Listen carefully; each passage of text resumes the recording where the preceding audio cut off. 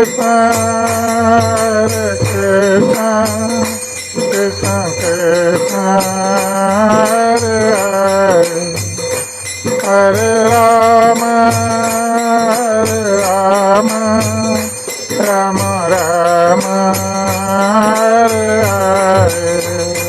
today we are reading from Srimad Bhagavatam, 8th Canto, Chapter 5, text 7 to 16. So first I will start reading from text 7 with translation, and then we will recite text 16.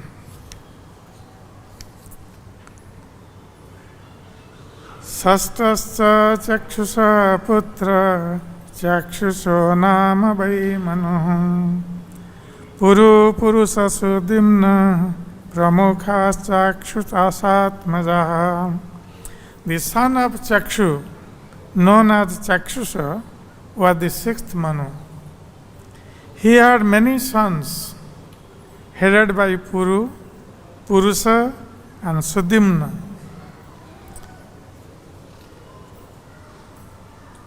Indro mantra drumastatra devapyadayo ganaha munayastatra vairajan havismadvirakadayah. During the reign of Chakshusha Manu, the king of heaven was known as Mantradruma. Among the demigods were the Apyas, and among the great sages were Havisman and Viraka. Tatrapi deva sambhutyang vairaja shabhavat sutaha ajito nama bhagavan ansena jagatapati. In this sixth Manvantara millennium, Lord Vishnu, the master of the universe, appeared in his partial expansion. He was begotten by Vairaja in the womb of his wife Devasambhuti, and his name was Ajita.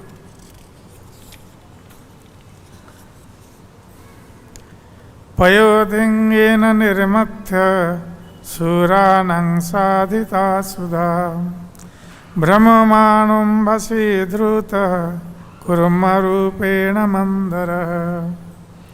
By churning the ocean of milk, Ajita produced nectar for the demigods. In the form of a tortoise, he moved here and there, carrying on his back the great mountain known as Mandara. Sri Rajovacha Yatha Bhagavata Brahman Mathita Kshira Sagara Yadarthang Va Yataschadring Dadharambu Charatmana Yatha Amritang Surai Praptang Kinchi Kinchanyad Bhavata Tataha Etad Bhagavata Karma Badasva Paramadhutam. King Parikshit inquired, O great Brahmana, Sukadeva Goswami, why and how did Lord Vishnu churn the ocean of milk? For what reason did he stay in the water as a tortoise and hold up Mandar mountain? How did the demigods obtain the nectar? And what other things were produced from the churning of the ocean? Kindly describe all these wonderful activities of the Lord. Toya sankathamanena mahimna satvatang pate nati truptyati me chittam suchirang tapatapitam. My heart, which is disturbed by the three miserable conditions of material life, is not yet shattered with hearing you describe the glorious activities of the Lord, the Supreme Personality of Godhead, who is the master of the devotees. Sri Sutta Uvacha Samprushto Bhagavanebam Dvaipayana Suto Dijaha Avinanda Hare Virya Abhyachastung Prachakrame. Sri Sutta Goswami said, O learned Brahmanas assembled here at Naimisaranya, when Sukadeva Goswami, the son of Dvaipayana, was thus questioned by the king, he congratulated the king and then endeavored to describe further the glories of the Supreme Personality of Godhead.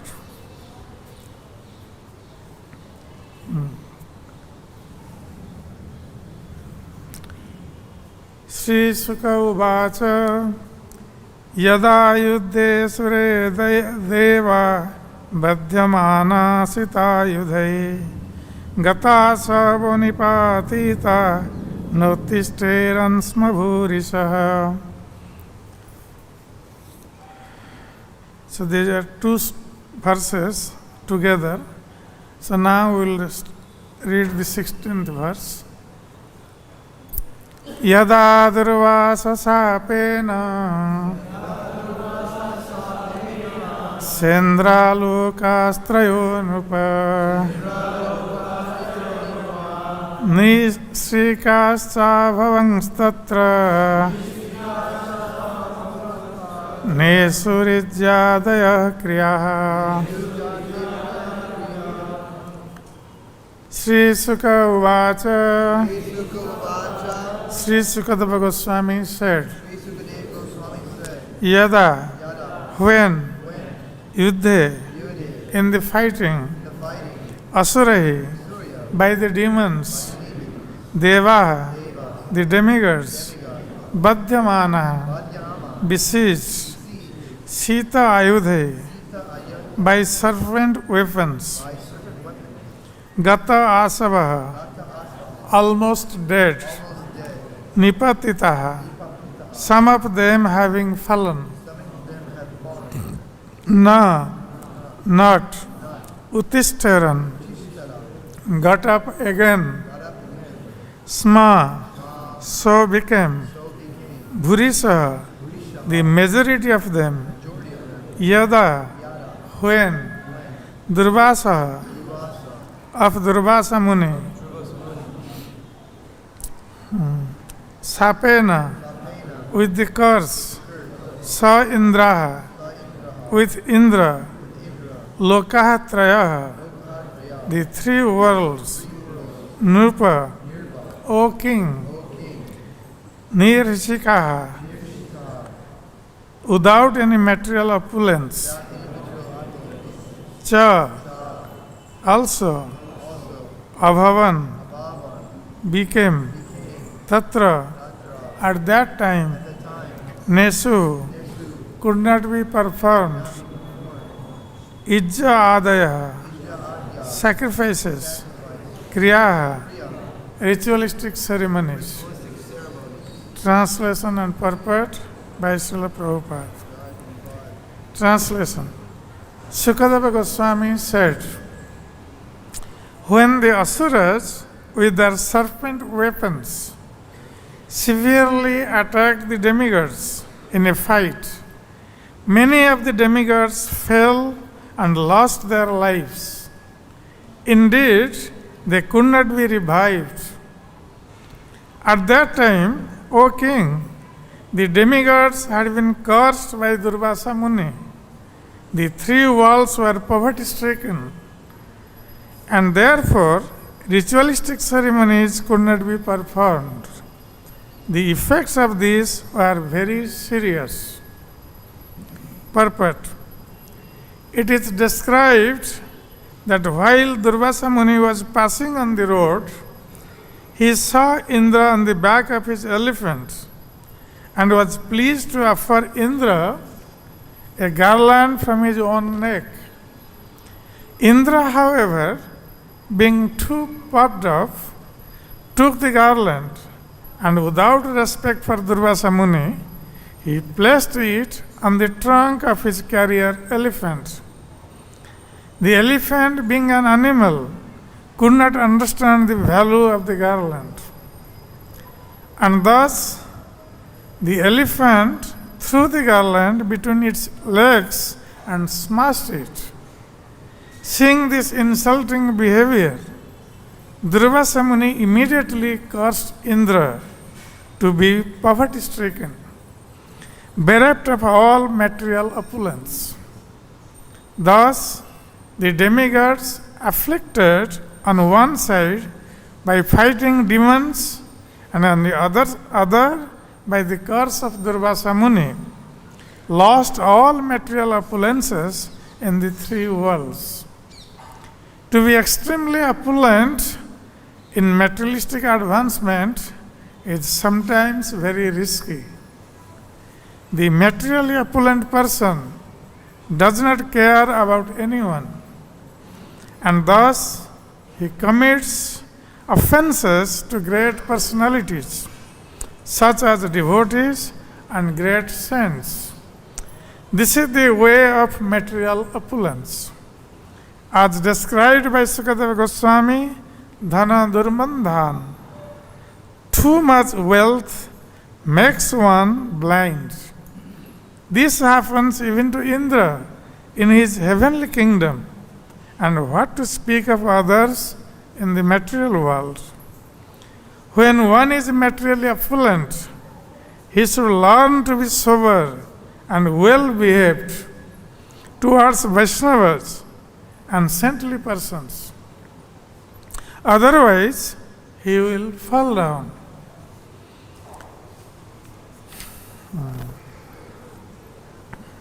So here in these verses of Srimad Bhagavatam,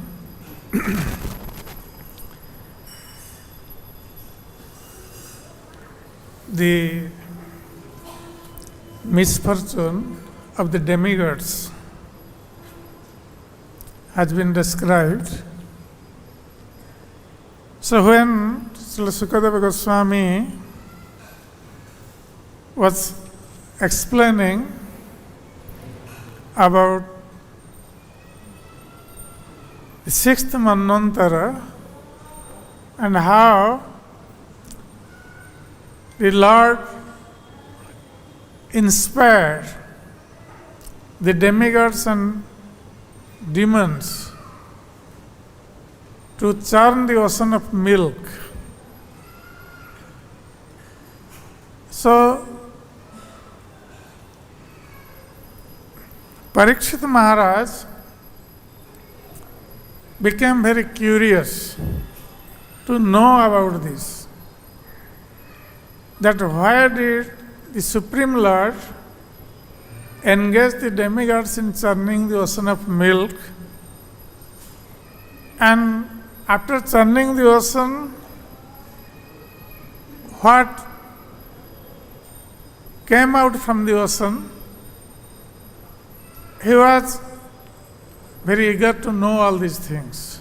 And also, Srila Sukadeva Goswami has described about the Supreme Lord, Ajita, who helped the demigods in churning the ocean of milk, and he himself became a tortoise to hold Mandara mountain on his back to help the demigods and demons. So Parikshit Maharaj was very much interested to know all these subject matters. And in one verse, Parikshit Maharaj, he is expressing his heart in front of Sukadeva Goswami. He says that nati trupyati me chittang suchirang tapatapitam. So Parikshit Maharaj says, though I am hearing from you about the activities of the personality of Godhead, but still I am not fully satisfied. I want to hear more and more about the Supreme Personality of Godhead. So this is the symptom of a pure devotee of the Lord who has developed love for Krishna, that he is never satisfied in hearing the activities of the Lord. He is always eager to hear more and more about the Supreme Personality of Godhead. The same thing we see when the sages, 88,000 sages assembled at Naimisaranya, and they were hearing from Sutta Goswami, the Srimad Bhagavatam. Sutta Goswami, what he had heard from Sukadeva Goswami, he was again describing in front of the sages. And there also the sages are telling the same thing. Bhayantuna vitrupyama uttama sloka vikrame yat sunnatang rasagyanang swadu swadu pade pade. So those who release the activities of the Supreme Personality of Godhead, those who actually release this bhakti rasa, in every step they hear about the Supreme Personality of Godhead, they are never satisfied, they are never satiated. They always want to hear more and more about the activities of the Supreme Personality of Godhead. So the sages, they wanted to hear more and more about the Supreme Personality of Godhead from Sutta Goswami. In the same way, here also we see that Maharaj Parikshit, he was a great devotee of the Lord, and from his very childhood, he was attached to Krishna. He was playing with the deity of Krishna. That was his child's play. And he also got darshan of Lord Krishna while he was in mother's womb. So he was so fortunate, Maharaj Parikshit, that he got darshan of the Lord while he was in mother's womb. Who can be so fortunate like Maharaj Parikshit?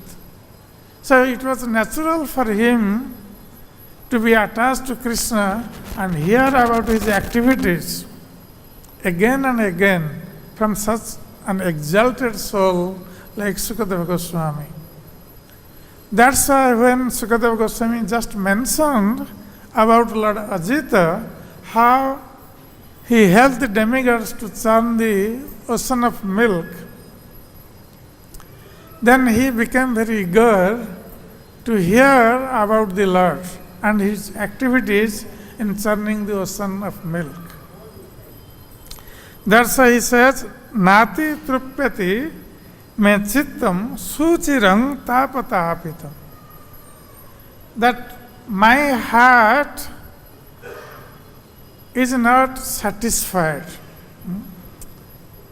Why? Suchiram, from very long time, my heart is tapatapitam. It has been suffering from the miseries, threefold miseries of this material world.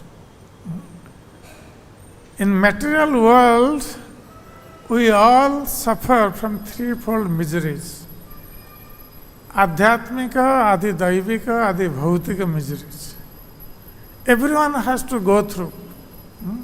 And Suchiram, we are suffering from these miseries from time immemorial.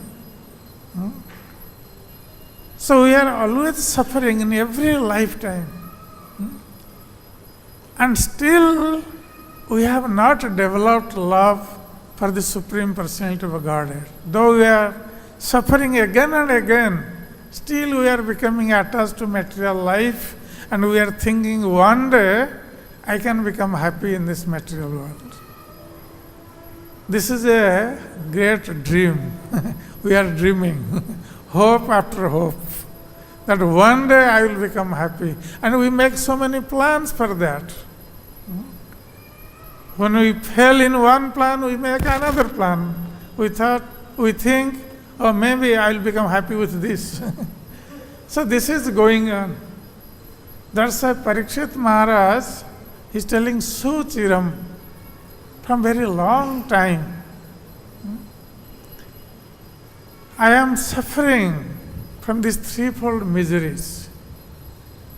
That's why when I am hearing about the Supreme Personality of Godhead, that actually this fire which is burning in my heart because of these threefold miseries, that is extinguishing that fire. But still, this fire is so big, like a forest fire.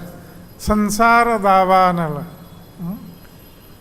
This fire is burning like the fire burns the forest.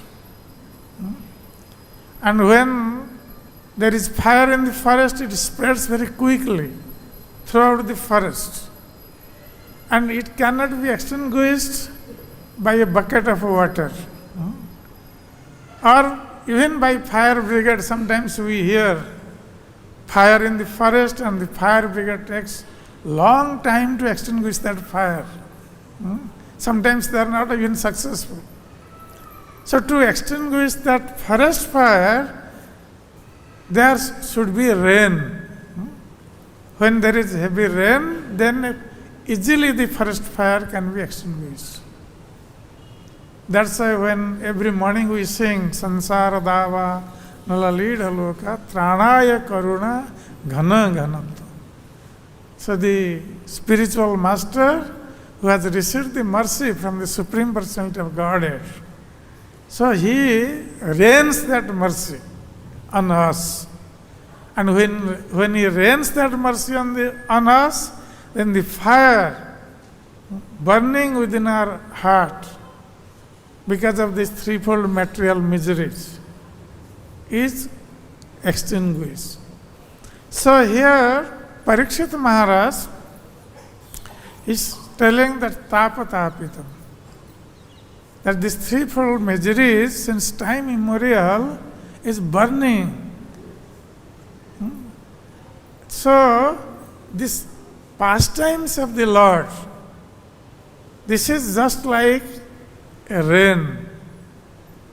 So when everyone, we see in the summer season, when it is very hot, everything burns. When there is rain, we feel so satisfied. And the heat is extinguished. So in the same way, this Krishna Katha is just like rain, which can extinguish the fire of material existence. And the more we hear about Krishna, the more we become pacified. The more we will release within our heart and we forget about our material miseries. This is actually the medicine. To hear Krishna Katha from such exalted devotees of the Lord. And when one is absorbed in hearing Krishna Katha, he will forget all his material sufferings. It is natural. Krishna Katha is so nectarian that it can extinguish the material sufferings. And one can release Krishna Katha in every step of life. So Parikshit Maharaj is requesting Srila Sukadeva Goswami to go on speaking about the glorious activities of the Supreme Personality of Godhead. So here, when Sukadeva Goswami heard this, the eagerness of Parikshit Maharaj, then he was very much pleased. Because when the audience is very eager to hear about Krishna, then the speaker also become very enthused to speak about Krishna. If audience is not very eager, then the speaker also will not be very eager to speak. So this is the reciprocation between the speaker and the audience. Like the example is given, like when we are going to milk the cow, Then we bring the calf near to the cow. What is the necessity of bringing the calf? Generally, what we do? First, we let the calf to drink the milk from the cow. And as soon as the calf drinks little milk, then we bind the calf, bring the calf away from the milk bag, and then bind the calf in the hind legs. Then we start milking the cow. Then why do we do this? Because naturally the cow will be affectionate to the calf. And when the mother is affectionate to the child, then the milk will flow spontaneously. So this is natural. That's why when the calf is brought in front of the cow and the calf starts drinking, then the cow naturally gives milk. And in the meantime, we separate the calf and we take the milk from the cow. So this is the way to actually inspire the cow to give milk, more milk. So in the same way, if the audience is eager to hear, then naturally the speaker will be also enthused to speak, inspired to speak about Krishna.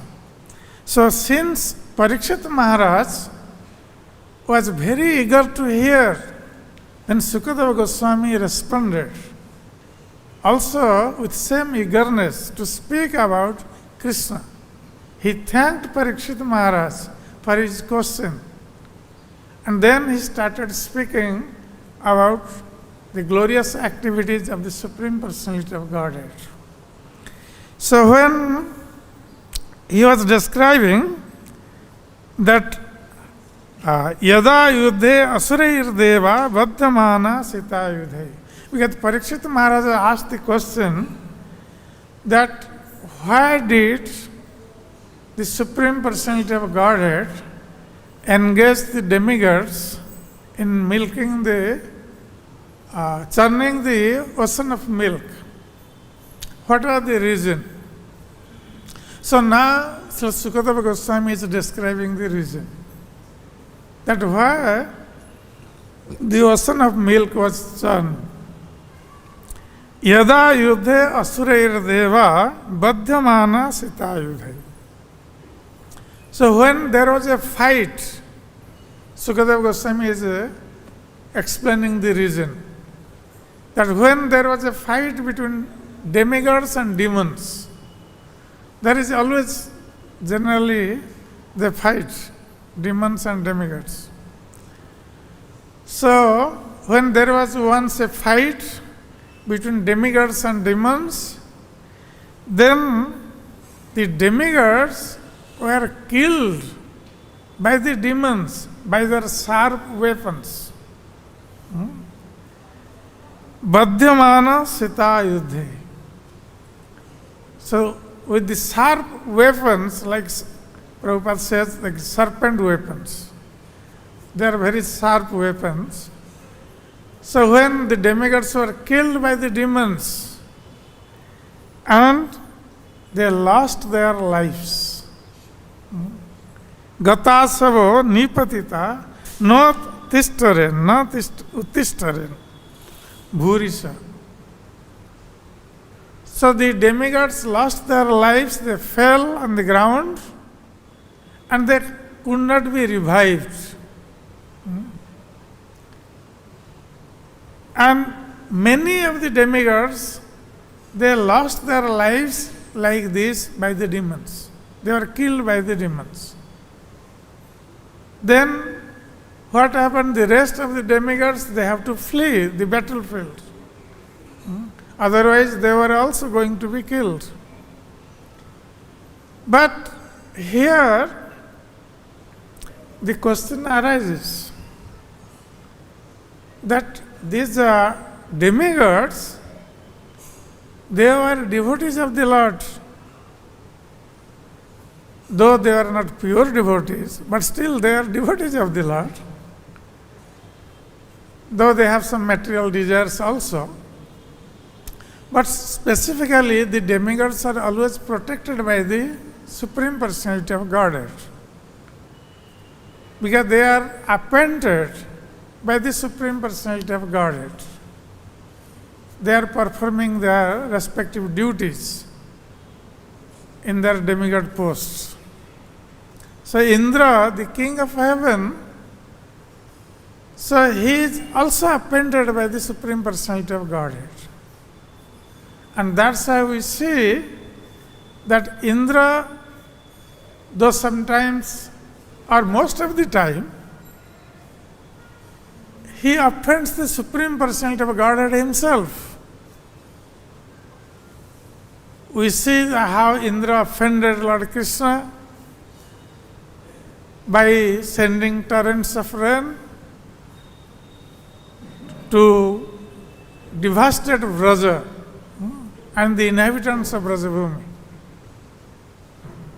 And at last, Lord Krishna has to leave the Govardhan hill to save the Brajvasis, and then Indra understood his mistake and came and begged forgiveness from Krishna and did Abhishek of Krishna. But then, even after that, again when Krishna went with Satyabhama to the heavenly planets to bring Parijat Vriksha, Indra again fought with Krishna.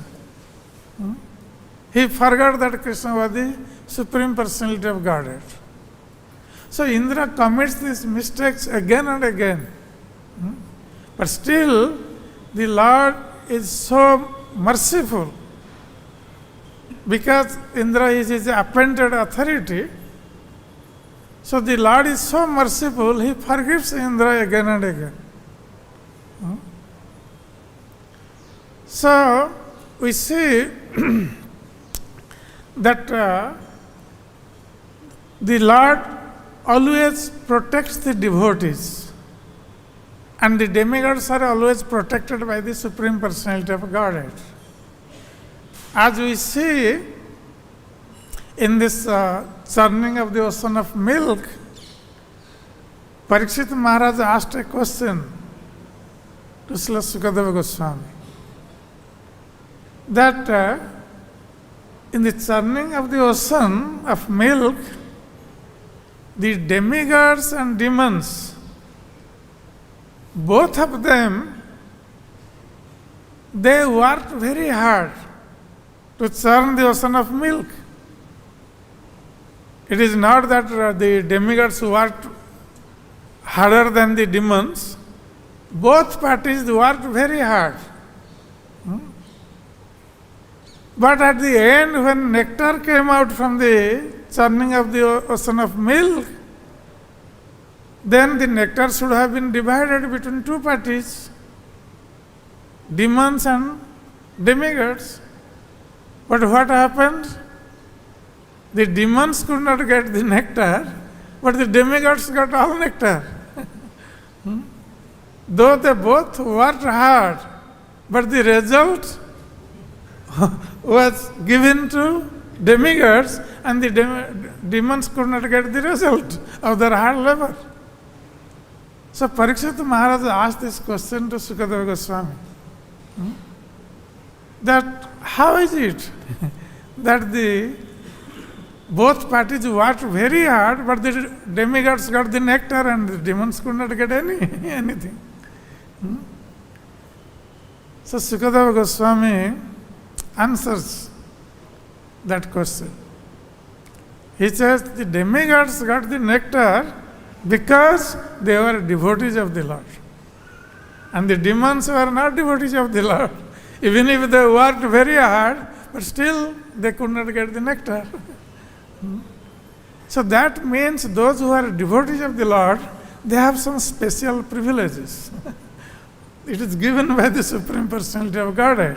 So here in this fight, we see that the demons were being defeated by the demons. And even they were killed by the demons. though the Lord was supposed to protect the demigods, but in this case, they were not getting the protection. And then the question arises, then what was the reason? That why the demigods did not get the protection of the Lord, and they were being killed in the battlefields. And they were killed in, many demigods were killed in the battlefield, not one or two. And they have to run away from the battlefield, flee from the battlefield. So in the next verse, Sukadeva Goswami gives the reason. Yada durvasa sapena sendra lokastrayo anupaha nisrikascha bhavangstatra nesu ijja dayo kriyaha. So still Sukadeva Goswami says that the demigods, when this battle was taking place between demons and demigods, actually that time the demigods were under a curse from Durvasa Muni. They were cursed by Durvasa Muni. That's why they were bereft of their opulences. And not only the demigods, even the three worlds are bereft of opulences. Because the demigods are actually maintaining the three worlds. By their mercy, the living entities are maintained. Though the demigods are getting power from the Supreme Personality of Godhead,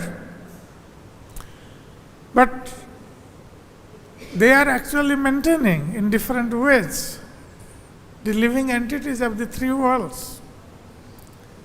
So when the demigods become bereft of their opulences, naturally the three worlds also become bereft of its opulence. And when the three worlds became bereft of the opulence, there was no sacrifices. Because the demigods, they get their share from the sacrifices. And they become powerful when they get the shares from the sacrifices. Because the share in the sacrifice actually is offered to the Supreme Personality of Godhead. That's why the other name of the Supreme Lord is Yajna. He is Yajna Purusa. Bhaktarang Yajna Tapasam Sarvaloka Maheswaram Sruhudang Sarvabhutanam Gyata Mang Santi Mritsyati. So the Lord is the Bhaktarang Yajna Tapasam. So he is the enjoyer of all sacrifices. And when one offers oblations to the Supreme Personality of Godhead, then naturally the other demigods also derive their share from that sacrifices. And they become very powerful. But when the sacrifices stop,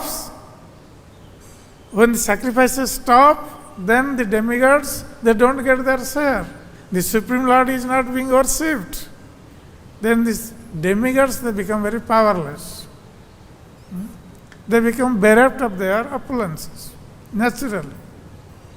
So, here, there was no sacrifices in the three worlds. Because the demigods are bereft of their opulences, and three worlds was also bereft of their opulences. And why it happened? Because the demigods were cursed by Durvasa Muni.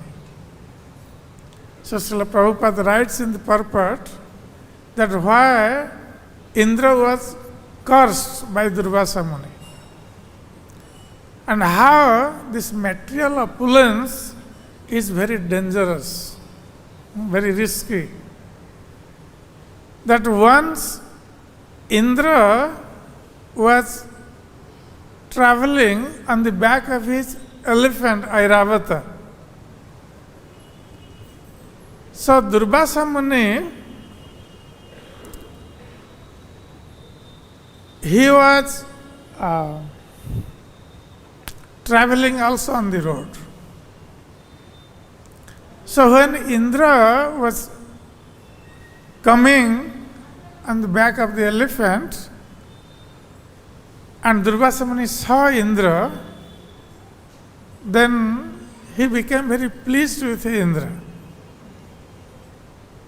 And being very pleased, he took out his garland from his neck and he offered his garland to Indra as his mercy. So Indra,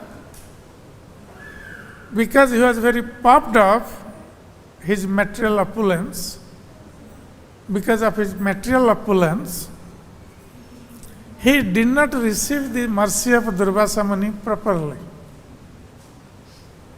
So what did Indra do?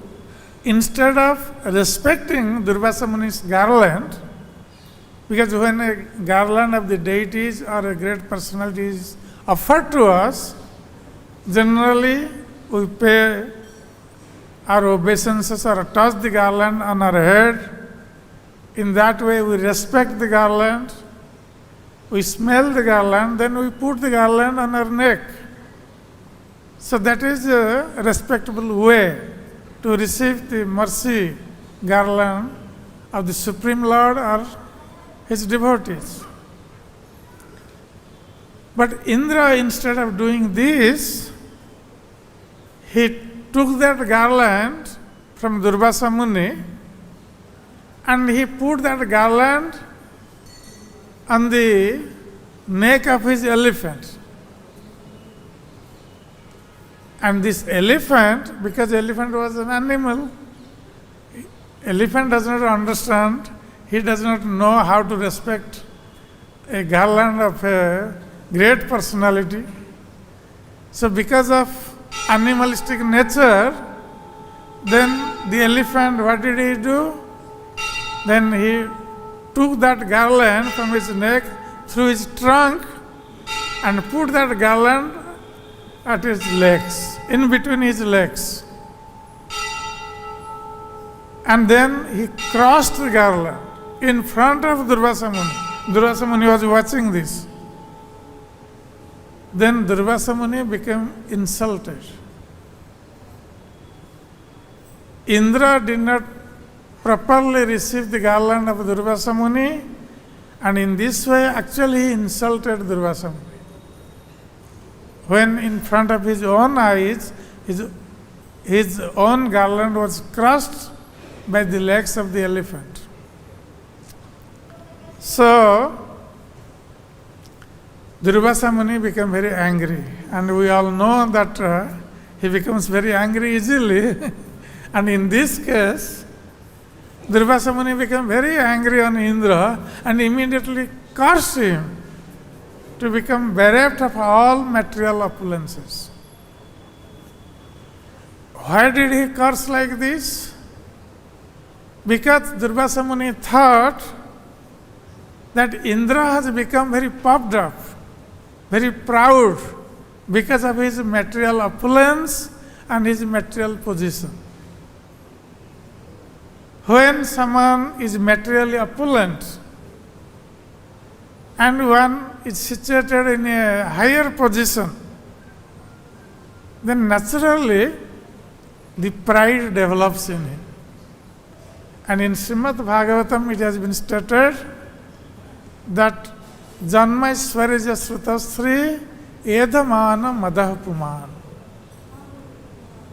That when someone takes birth in a high family, respected aristocratic family, his pride increases. He becomes very proud that, oh, I have taken birth in such a high aristocratic family. And then when someone is very learned, he knows so many scriptures, he is very learned, then he becomes very proud that, oh, I know everything. So that learning also develops pride. Taking birth in an aristocratic family develops pride, learning develops pride, and then beauty. If someone is very beautiful, then he or she, they become very proud of their beauty, material beauty. And anyone who has so much wealth, then he also becomes very proud. But among these four types of people, those who become very proud, the person who is proud because of his wealth is very dangerous. Other types of people who are proud because of their learning or beauty or taking birth in high aristocratic family, that type of pride is not very dangerous. That is dangerous, not but very dangerous. Because in due course of time, by cultivating Krishna's devotional service, one's heart can be purified and his pride can be rectified. But if someone is very proud because of his wealth, this is very, very dangerous. Because this type of pride gives rise to three sinful activities. When someone is materially opulent, very wealthy, he has so much money, then what he does with that money, he wants to enjoy women. That's why this type of people are engaged in illicit sex activities. And then to enjoy, what do? They drink alcohol. So they become intoxicated. And then third thing, they become very cruel. They become very cruel and kill other animals just for the taste of their tongue. So this type of people, they think that they can enjoy everything and this material world is meant for their enjoyment only. In this way, being very puffed up, they actually perform sinful activities and fall down from their position. So this is very, very risky and dangerous to become very materially opulent and become very proud.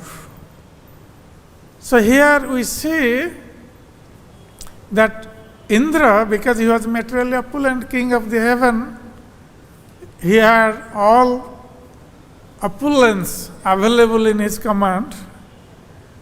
So he did not care for Durvasa Muni or Durvasa Muni's mercy. So this type of people, they also become very offensive. Those who are materially opulent, they become very offensive to saintly persons.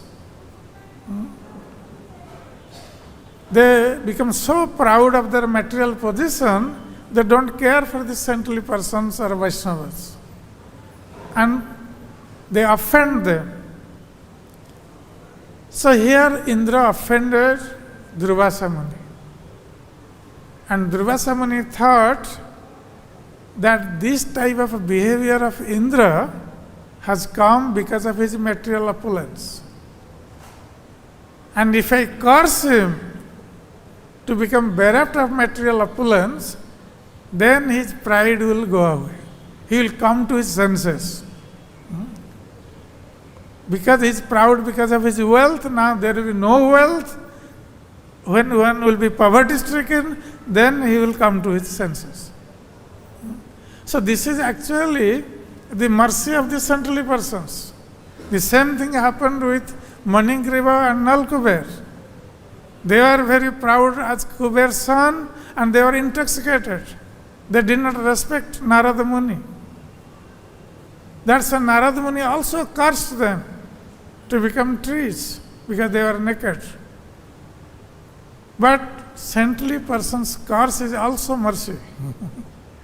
Narad Muni cursed them to become trees at the courtyard of Nanda Maharaj.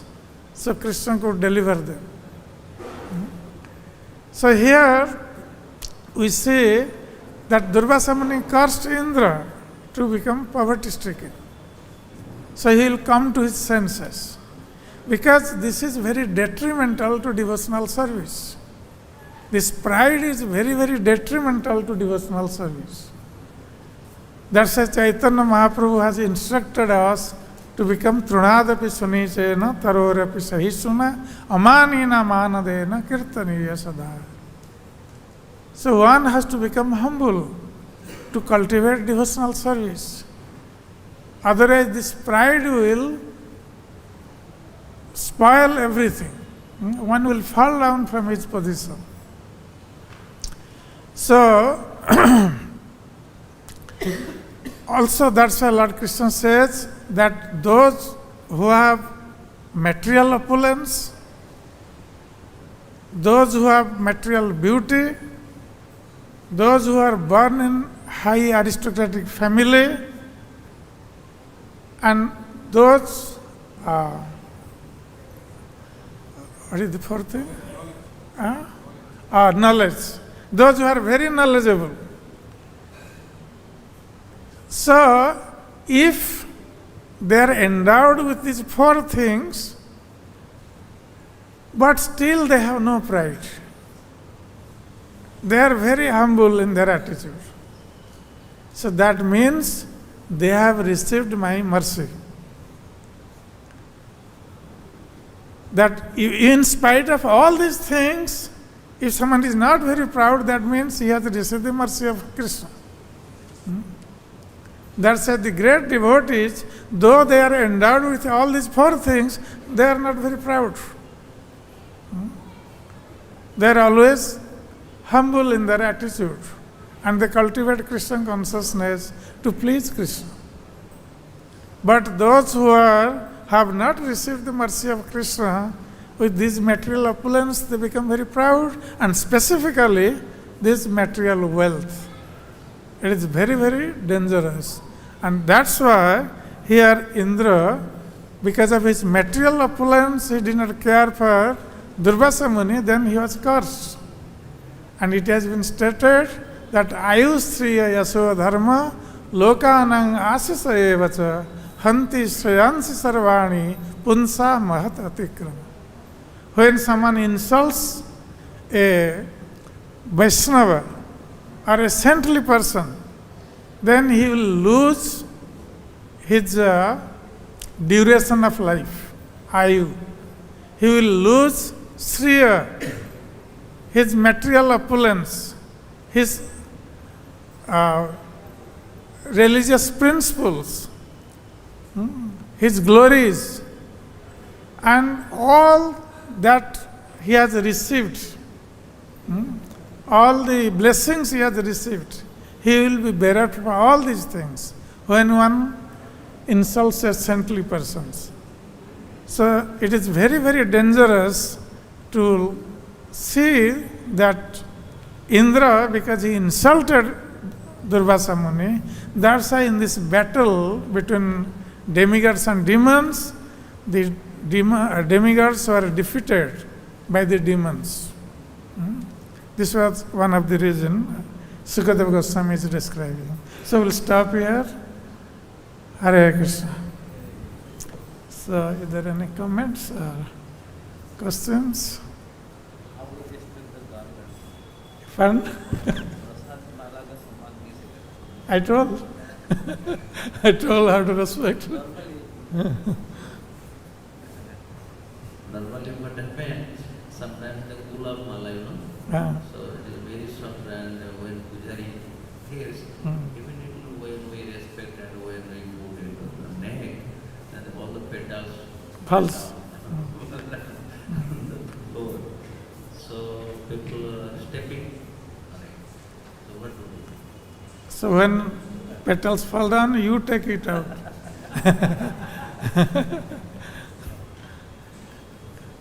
So people will not step on that. Pardon? We have seen, we do not want to say the temple's name, one temple, they are doing a flower abhishek and they are throwing flowers and the people are dancing, they are dancing on the petals. How far is it? They are not conscious of Lord's mercy. They are very conscious of that. Actually, we should not throw like that. We should give in hands so people can respect at least. The otherwise, everyone will step in a big crowd, even no one can pick it up from the floor. When you throw in the big crowd, then it is very difficult. Then people will be forced to step on that. So we should avoid like.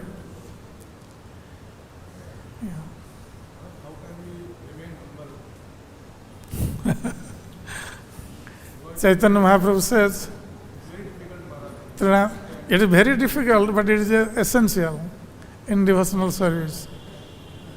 And only when we become humble, then only we can chant the holy name properly. So it is very difficult, we know. How means always not artificially saying, just feeling. Sometimes devotees tell others, Prabhu, I am very fallen. But within their heart they think, oh, I am very humble. So this is also pride. One should feel this humility within his heart. And when someone feels humility within his heart, his behavior, it will be expressed. No, feeling humility means that the Lord is so great. And all these devotees of the Lord, they are so magnanimous. And I am such a wretched person. Every time we remember this, or remind our mind this thing, we have to remind our mind that how fallen we are in every step of our life.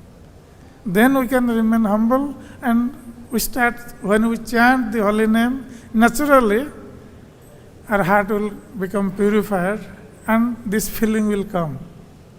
If we are sincerely doing this, that how we are fallen and how I have no qualification actually. We remember our own activities, our own birth, our own material body. We are thinking this material body is for enjoyment. But how this material body is meant for our suffering, is giving suffering in every moment. That's a Parikshit Maharaj said, this tapatraya, from time immemorial I am suffering from this. So we should think about this. At least first we should preach to our mind. We are preaching to others. We have to preach to our own mind first. That how we are suffering again and again since time immemorial. And in every moment we have to remind our mind. And chant the holy name, pray to Krishna, and beg the mercy of the Vaishnavas. In that way, at least we can, by the mercy of Krishna, that humility will come. When we sincerely try to become humble. Hare Krishna. Mike. Thank you very much, Maharaj, for a wonderful class. Indra is holding a very good position, and in spite of all that, his behavior, I can't understand his behavior. He knew that the Ravasambhani is very good at giving curses, and if he gets cursed, then he will suffer. And still, he did what he did was, kind of cannot understand. And then did he lose his opulences forever? Here, Prabhupada in the purport gives very one nice word he uses, dhana durbandhanda. Because of wealth, one becomes very proud, then he becomes blind. He does not see things as they are. Because of this pride, they lose their intelligence. And that's how they make mistakes. And Indra, even what to speak of Durvasa Muni, he knows Durvasa Muni can give curse at any time. But he is also fighting with Krishna again and again.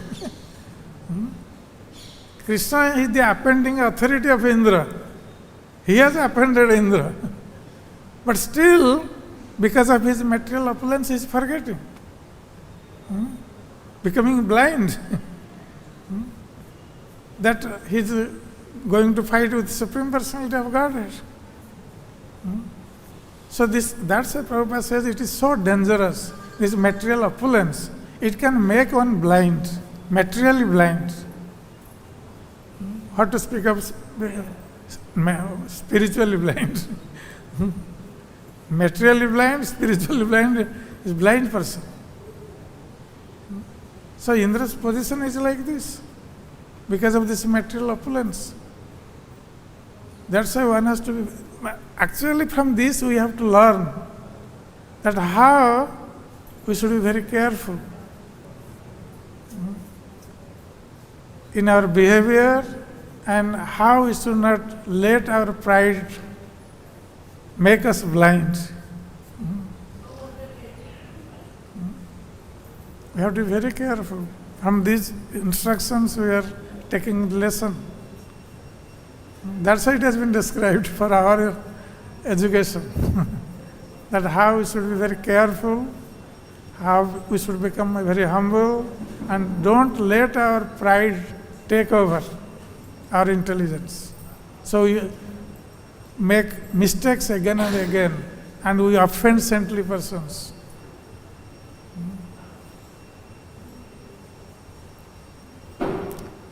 Okay? Okay, Mataji, one last question. Late prasadam.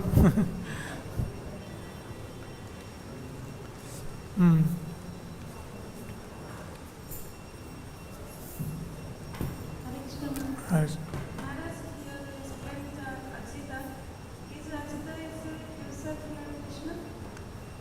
One portion of Krishna. It has been described. Hare Krishna.